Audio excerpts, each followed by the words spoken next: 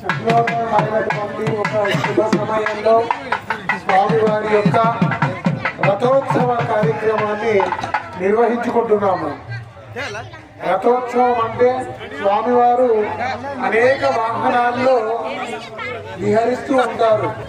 స్వామికి అత్యంత ఇష్టమైన వాహనంగా మనము గరుడ వాహనాన్ని చూడవచ్చు. మన గుడి శిఖరాల పైన ఆ గరుత్మంతుడిని చూడవచ్చు. అదేవిధంగా మన స్వామివారికి ఎదురుగా ఉండేటువంటి మొట్టమొదటి స్వామి ఎవరు అంటే రెండు చేతులు జోడించి చూసే గరుత్మంతుడు. అట్లా గరుత్మంతుడిపై కూడా స్వామివారు అత్యంత ఇష్టంగా విహరించే వాహనంగా మనం గరుడ వాహనాన్ని పేర్కోవచ్చు.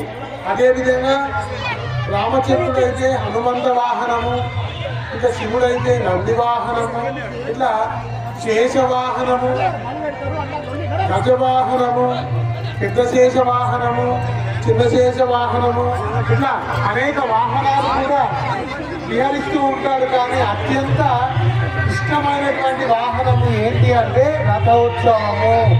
అంటే రథస్య కేశవం దృష్ట్యా పునర్జన్మ న విద్యతే. భక్తులందరూ కూడా ఎన్ని వాహనాలు చూసినప్పటికీ కూడా రథంలో ఉన్నటువంటి స్వామిని చూస్తే ఇక మనకు ఈ జన్మకు మోక్షము. 84 కోట్ల జన్మలు ఇప్పటికే ఎత్తి ఉన్నాము. పునరపి జననం పునరపి మరణం పునరపి శయనే జగనే శయనం ఇహ సంసారే బహుదుఃఖారే అని చెప్పి మన ఆదిశంకరాచార్యులు వారు రాసినటువంటి భజగోవిందంలో మనము ఇప్పటికీ ఎన్నెన్నో జన్మలు ఎత్తి ఉన్నాము. అయినప్పటికీ కూడా మరి ఇప్పుడు ఇది మానవ జన్మ అనేది చాలా అతి ముఖ్యమైనటువంటి జన్మ. ఈ జన్మలోనే మన యొక్క జన్మ రాహిత్యాన్ని చేసుకోవాలి అంటే మరి ఏముండాలి? మన ఊర్లో ఖచ్చితంగా ఆలయం ఉంటే ఆ ఆలయంలో భక్తులందరూ కూడా భగవంతునికి కనుక వాహన సేవలు కానీ రథం కానీ చేయించినట్టయితే మనం చూసేటువంటి అదృష్టం మనకు కలుగుతుంది.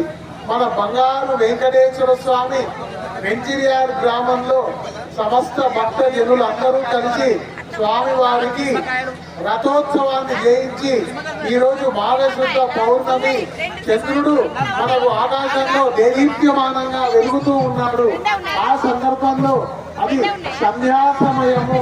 అంటే సంధ్యా సమయము అంటే ఈ గోధూలి ముహూర్తము అంటారు. దీన్ని గోధూలి అంటే గోధులు వెళ్ళిన తర్వాత వేసేటువంటి ఆ చిన్న చిన్న తుంపరు లాంటి అటువంటి సమయంలో ఆ సమయంలో మన